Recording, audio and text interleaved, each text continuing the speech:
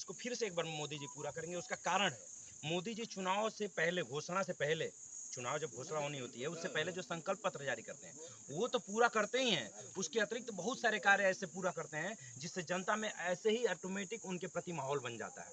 आज 400 पार का नारा जो आप कह रहे हैं, तो 400 पार के नारे में अब तक जितने भी चुनाव चरण, 4 चरण के चुनाव हो चुके हैं उसमें 270 प्लस सीटें भाजपा जीत चुकी है, यानी पूर्ण बहुमत की सरकार इसी समय बन चुकी है।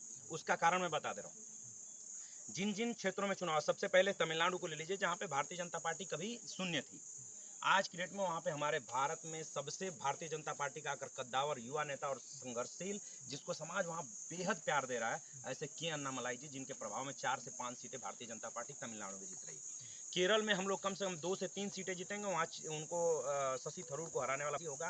हैदराबाद इस बार अगर हम लोग जीत जाए तो आश्चर्य नहीं होगा, जिसमें माधवी लता असदुद्दीन ओवैसी को हराएंगी। और पिछली बार 4 सीटें हम लोगों की तेलंगाना में थी, कम से कम 8 से 10 सीटें इस बार तेलंगाना में जीतना है, यानी दक्षिण में हम लोग को बढ़ रहा है। तो आंध्र प्रदेश में 0 सीटें थी भारतीय जनता पार्टी की, इस बार 12 से 13 सीटें भारतीय जनता पार्टी का आंतरिक सर्वे कह रहा है कि भारतीय जनता पार्टी 12 से 13 सीटें आंध्र प्रदेश में जीतेगी।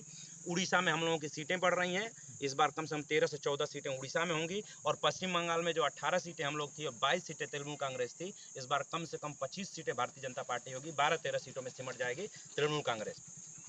बिहार की जैसी की तैसी स्थिति रहेगी। उत्तर प्रदेश में हम लोग पिछली बार से और अधिक 2014 का रिकॉर्ड हम लोग दोहराएंगे, बल्कि उससे ज़्यादा आगे जाएंगे, 75 सीटें लगभग जीतेंगे, उससे कम नहीं जीतेंगे, उससे ऊपर हो जाएगा। तो इस तरह से हम लोगों का 400 पार का आंकड़ा पूरा होगा। महाराष्ट्र में चारों तरफ एक नाथ शिंदे और ये अजित पवार का गुट और भारतीय जनता पार्टी का लहर चल रहा है महाराष्ट्र में। तो इस तरह से हम लोग 400 पार का लक्ष्य पूरा कर रहे हैं। और मोदी जी ने जिस तरह से चुनाव बाद काम किए, चुनाव पहले हम लोग जो घोषणा करते हैं, दावा करते हैं कि हम ये कर देंगे वो कर देंगे, सारी पार्टियां ऐसा करती हैं, लेकिन मोदी जी जो अभी कुछ नहीं कह रहे थे, जैसे हर घर जल, नल से जल पहुंचाने का लक्ष्य चुनाव से पहले नहीं था।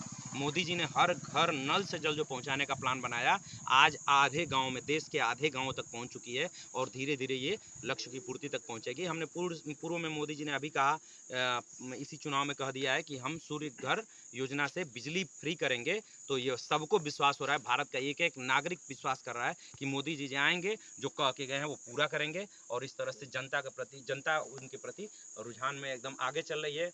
कितनी काम है, देखिए अभी किसानों का, हमारे किसान अगर एक्सीडेंटल डेथ हो जाता है, दुर्घटना से मृत्यु हो जाती है, 5 लाख उनका बीमा है। और बहुत सारे लोगों को मिला भी है, जिसका एक्सीडेंट से डेथ हुआ है, किसान अगर है तो उसको 5 लाख रुपए मिला है। किसान सम्मान निधि का पैसा मिल रहा है, आयुष्मान कार्ड मिल रहा है। अब तो आयुष्मान कार्ड मोदी जी कहे हैं कि जिसके काम नहीं भी होगा और 70 साल से उम्र पार हो गया होगा, सबको सम्मान, वो आयुष्मान कार्ड बनेगा, सबका 70 साल से अधिक उम्र के लोग। बलिया लोकसभा का क्या स्थिति है? नीरज शेखर जी के आप समर्थक हैं, सनातन पांडे जी की भी टीम कहीं ना कहीं भाई जनसंपर्क में लगी हुई है, दिखाई नहीं दे रही है। अब मैं दिखाई नहीं दे रही है जी हाँ, क्यों? देखिए हम लोग जहाँ भी जा रहे हैं देख रहे हैं सनातन पांडे जी का कोई अस्तित्व नहीं बच पाया है। सपा और बसपा जब मिलकर लड़े थे तो सनातन पांडे लगभग 20,000 वोटों से आ रहे थे। समाजवादी पार्टी, हम उनका सम्मान करते हैं सनातन बाबा का, लेकिन समाजवादी पार्टी को लेके बताऊंगा कि सपा और बसपा का वोट एक जगह पोल हुआ था, एकदम बहुत सटीक ढंग से पोल हुआ था, तो 20,000 वोट से हारे थे। और इस बार बसपा का वोट उनसे अलग होगा, क्योंकि बसपा प्रत्याशी दे दी है और बसपा का वोट यहाँ पे पोल जो होता है वो 2 लाख पोल होता है, बसपा का वोट पोल होता है 2 लाख। उसमें से 50,000 वोट मान लीजिए कि सपा को, पिछली बार जो लोग वोट दिए होंगे तो वो सपा को 50,000 वोट भी दे दें, तो भी 1.5 लाख वोट का अंतर नीरज शेखर जी से पड़ रहा है। तो 20,000 वो और 1.5 लाख नीरज सनातन पांडे को जो पिछली बार उसमें से घटेगा, तो 1,70,000 का अंतर हो गया। जो सुहेल देव भारतीय समाज पार्टी थी, 2019 में किसी पार्टी से गठबंधन नहीं था और वो अलग लड़े थे। उनका प्रत्याशी यहाँ पे 35,000 से शायद ऊपर लगभग 40,000 वोट पाए थे, हम 35,000 मानते हैं। तो 1,70,000 भारतीय जनता पार्टी का अंतर यही हो गया कि 20,000 पिछली बार से हराए थे, 1,50,000 बसपा को वोट चला गया, तो 1.5 लाख वोट और पीछे हो गए सनातन पांडे, 1,70,000 हो गया। और 35,000 सुहेल देव भारतीय समाज पार्टी का भाजपा में जुड़ गया, क्योंकि ओम प्रकाश राजभर साथ में हो गए। तो 2019 वाले ओम प्रकाश राजभर का जो वोट था वो हमारे साथ जुड़ने से 2,05,000 का अंतर हो गया। और नीरज शेखर जी का प्रभाव व्यक्तिगत है, वो हम कह रहे हैं कि यदुवंशियों में भी अच्छा खासा प्रभाव है। और हम लोग जब उनका पहली बार यहाँ स्वागत किया गया था टिकट पाकर जब वो आए थे, तो यदुवंशियों जितना भारतीय जनता पार्टी के कार्यकर्ता थे उससे ज़्यादा कुर्ता पैजामा और भारतीय जनता नेता समाज और वो समाजवादी पार्टी के यादव समाज के लोग थे नीरज शेखर जी के स्वागत में। वो कम से कम 25 से 50,000 वोट वो लोग खुद डालेंगे। इस तरह से 2 लाख से माता की नरेंद्र मोदी कमल निशान।